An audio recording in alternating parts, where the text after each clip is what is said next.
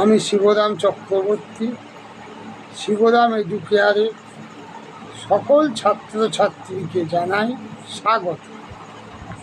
আমি আজ দ্বাদশ শ্রেণীর থার্ড সেমিস্টারে বাংলার ভাষা বিভাগের শব্দার্থ নিয়ে কিছু এমসিকিউ তোমাদের দেব, যেগুলি খুবই গুরুত্বপূর্ণ। শব্দার্থের পরিবর্তনকে কয় ভাগে ভাগ করা যায়? 2, 3, 4, 5।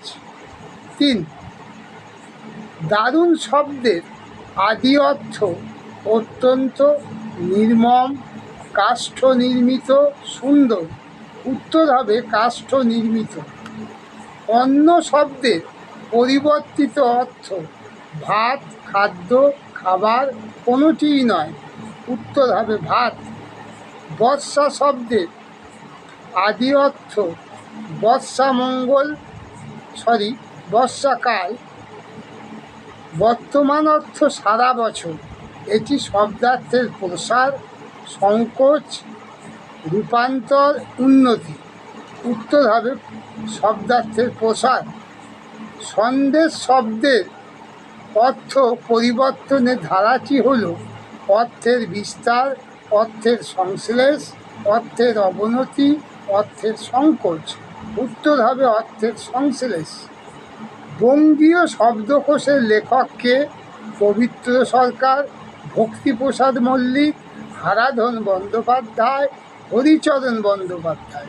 উত্তর হবে হরিচরণ বন্দ্যোপাধ্যায়। মৃগ শব্দের আদি অর্থ যে কোনো পশু, বর্তমানে তা শুধু হরিণ। এটি শব্দ পরিবর্তনের কোন ধারা? শব্দার্থের সংকোচ, শব্দার্থের রূপান্তর, শব্দার্থের প্রসার, শব্দার্থের উন্নতি। এটি শব্দার্থের সংকোচ। শব্দার্থ পরিবর্তনের প্রধান ধারা ড্যাশটি? 1, 2, 3। উত্তর হবে 3।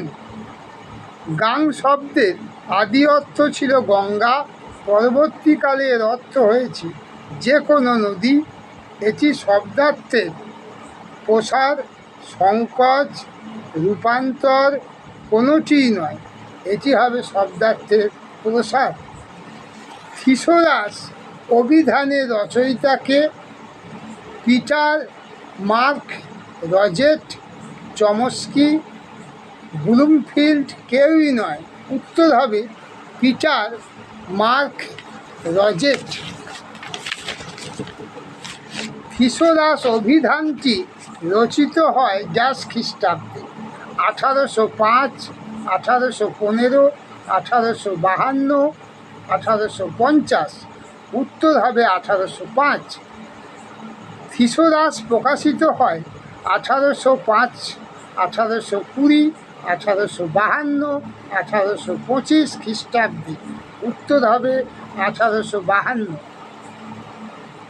আজ ভিডিওটি এই পর্যন্তই। পরবর্তী ভিডিওতে আবার তোমাদের সঙ্গে দেখা হবে। ধন্যবাদ।